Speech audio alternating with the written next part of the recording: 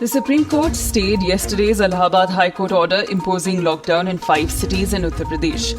The Yogi Adityanath-led BJP government had earlier today moved Supreme Court to challenge the Allahabad High Court order on imposing a week-long lockdown in the badly hit Prayagraj, Lucknow, Varanasi, Kanpur Nagar and Gorakhpur districts till April the 26th. The government had said it would impose further restrictions, but that apart from saving lives, it had to also think of livelihoods. As several states report a vaccine shortage, an RTI reply has revealed a huge waste of doses since India began inoculating people against COVID in mid-January. Tamil Nadu reported the highest waste, 12.10%, followed by Haryana 9.74%, Punjab 8.12%, Manipur 7.8% and Telangana 7.55%. In the past few days, many states have sent out vaccine SOS, but the central government has asserted that it is more about mismanagement and waste.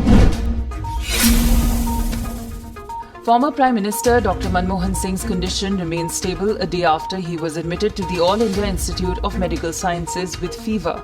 The 88-year-old is being given the best possible medical care, Union Health Minister Dr. Harshvardhan said today. The veteran Congress leader was admitted at around 5 p.m. yesterday and administered a COVID test. He has received 2 doses of Covaxin and was, according to sources, hospitalized as a matter of precaution. The Council for the Indian School Certificate Examinations Class 10th ICSE board exams have been cancelled because of the worsening situation of the COVID-19 pandemic. The board had earlier given students the option of sitting for the exam at a later date. Those who didn't choose to appear for the exam would have been evaluated on a fair and unbiased criterion, the board had said Friday. This decision now stands withdrawn. Within hours of Delhi announcing a week-long lockdown to tackle the second COVID surge and despite an appeal from Chief Minister Arvind Kejriwal, a familiar scene from last year played out at the national capital's bus terminals and railway stations. Hundreds of migrant workers gathered to leave for home. The Anand Vihar interstate bus terminal was milling with migrants headed to Bihar, Jharkhand and Uttar Pradesh mostly.